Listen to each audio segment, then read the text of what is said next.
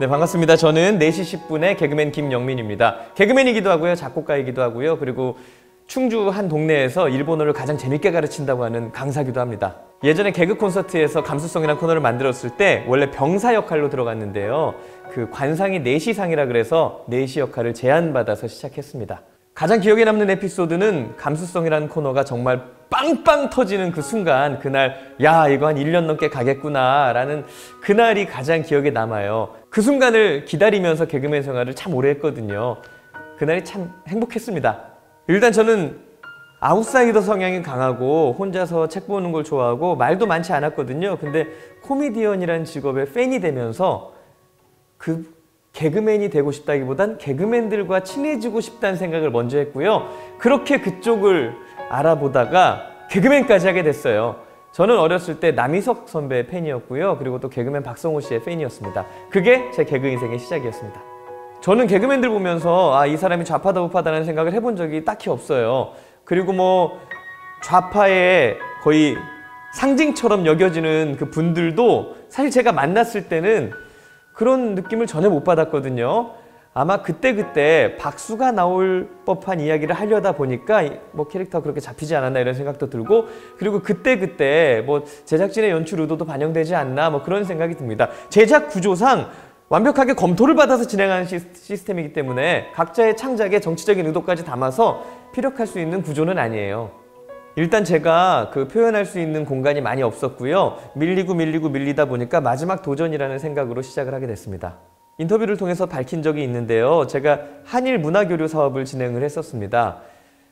근데 이제 그 사업을 진행하는 동안에 이제 반일 불매 운동 관련해가지고 많은 이슈들이 있었죠. 그러다 마지막에 이제 출입국조차 어려워지는 상황이 되면서 제가 좀 감정적인 외교 대응에 대해서 나름의 의견을 표현을 하게 됐어요. 이제 그때 많은 분들이 와서 저를 공격하시는 모습을 보고 제가 이건 좀 아닌 것 같다라고 이야기를 하게 되면서 이제 업계와 어느 정도 담을 쌓게 됐죠. 그때 커밍아웃을 한 거죠. 하게 된 거죠. 아마 제가 잘 된다면 강경화 외교부의 최고 아웃풋이 아닐까. 가장 큰 변화는 주변 사람들이 불편해한다는 점이고요.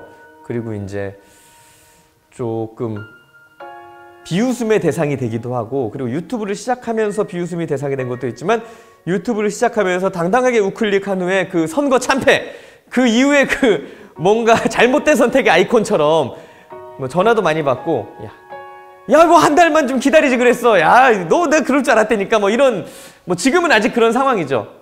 가장 기억에 남는 리액션은 이제 그 뒤에 그 제 채널에 이제 붙은 댓글들이 좀 가장 인상적이었죠. 야, 이런 사람들은 뭐 어떻게 살지? 어떻게 생겼을까? 뭐 사회생활은 가능할까? 뭐 이런 분들이 참 같은 나라에 많이 살고 계시더라고요. 그래서 한 번쯤 그분들만 모여가지고 한번 뵙고 싶기도 하고, 지금도 계속 하고 있습니다. 2가지 방향으로 진행을 하고 있고요. 저는 창작을 하는 아티스트라고 생각을 해요. 코미디가 떠오르면 코미디를 창작하고, 노래가 떠오르면 음악을 창작하고, 그 제 입으로 이런 말 하긴 좀 그렇지만 그 이 시대의 레오나르도 다빈치가 아닐까. 웃자고 하는 얘기입니다. 네. 원래 캠페인 활동을 좋아합니다. 그리고 또 환경 문제에 대해서 관심이 많고 학교 폭력 문제에 대해서도 깊은 관심을 갖고 있습니다. 하지만 공보물이나 캠페인물이 트렌드와 벗어나 있는 경우가 많아요. 그래서 요즘엔 아이들은 다 K-팝을 좋아하기 때문에 캠페인송 같은 걸 아이돌 컨셉으로 만드는 작업을 그냥 개인적인 재단으로 진행을 해왔습니다. 예능인으로서의 아이덴티티, 그리고 뮤지션으로서의 아이덴티티가 둘 다 명확한 사례잖아요. 저도 한번 그 길을 가고 싶어요. 음악을 해도 장난스럽지 않고, 그리고 또 예능인으로서도 웃음을 드릴 수 있는 그런 캐릭터로 성장을 하고 싶습니다. 곳곳에 자유가 넘쳐야죠. 지금은 뭐 하고 싶은 말도 못하는 경우도 많고, 그리고 왼쪽으로 좀 더 가면은 성역이 있어요. 그리고 또 오른쪽으로 좀 더 가면 금기가 있거든요. 그러니까 그 성역과 금기 사이에서 사실 오도 가도 못하는 동안에 자유가 없어지는 구조거든요. 예를 들면 제가 뭐 위안부 문제에 대해서 그쪽 지원이나 행정에 대해서 이야기를 하면 굉장히 성역화돼서 그 이상 이야기를 못하게 되고, 예를 들면 제가 무슨 반일 종족주의라는 책을 보고 너무 관심이 있어서 출판 기념회를 한다는데 거기 한번 가볼까 이러면 또 그건 금기가 되거든요. 그러니까 이쪽으로 더 가면은 금기고 이쪽으로 더 가면 성역이에요. 가운데서 말랑말랑한 이야기만 하고 있다 보면 아무래도 발전적이지 못하죠. 일단 제가 개그 콘서트를 떠나고 나서 개그 콘서트에 다시 돌아가지 않았던 이유가 뭐 아이디어가 없어서 그런 건 아니거든요. 여러모로 좀 불편해졌어요. 뭐 자세히는 말씀드릴 수는 없지만, 그래서 저는 뭐 저 같은 사람이 전국 어딘가에 엄청나게 숨어 있지 않을까. 근데 그 사람들의 능력까지 쭉쭉쭉 끌어내야, 그래야 최고의 콘텐츠가 나오고 국제 경쟁력이 생기지 않을까, 뭐 이런 생각을 했습니다. 그래서 뭐 죽지 말고 살아 있어야지, 그리고 어떻게든 개인 채널이라도 오픈해서 끝까지 예술인의 길을 가야지, 이런 결심을 했습니다. 일단 4시 10분 채널을 통해서 제가 방송인으로서 빨리 회복을 하고 싶어요. 그 방송인으로서 많이 무뎌진 부분도 있고, 그리고 발음, 그리고 뭐 스타일, 자세, 그리고 극장 능력, 많은 것들이 지금 뒤처져 있거든요. 4시 10분이란 채널을 방송국이라고 생각하고 그 기능을 최대한 빨리 회복시켜서, 그리고 더 발전시켜서 다시 중앙으로 진출을 하는 게 목표입니다. 제가 생각하는 자유는 법치라고 생각을 해요. 그러니까 우리가 연애 활동을 하다 보면 사과할 일도 많고 해명할 일도 많고 입장 표명할 일도 많고 그렇거든요. 근데 저는 뭐 입장 표명을 하는 걸 별로 안 좋아합니다. 그리고 누가 뭐라 그런다고 사과하는 것도 안 좋아하고요. 그래서 저는 법치를 기반으로 법무부가 수갑 채우기 전까지는 아무 말도 하지 말자.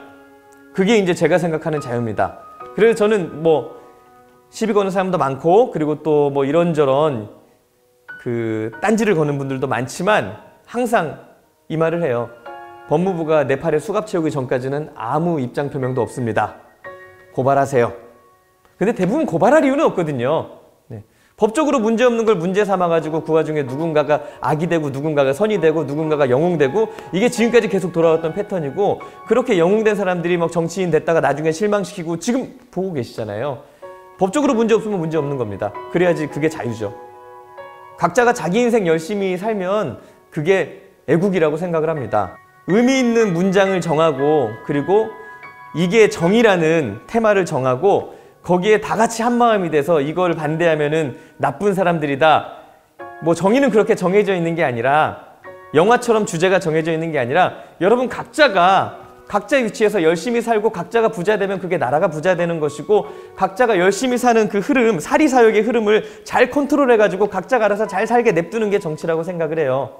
그래서 그냥 각자가 자기 하루 열심히 살면 그게 애국이고, 유난히 아름다운 말은 사기일 확률이 높습니다. 끝!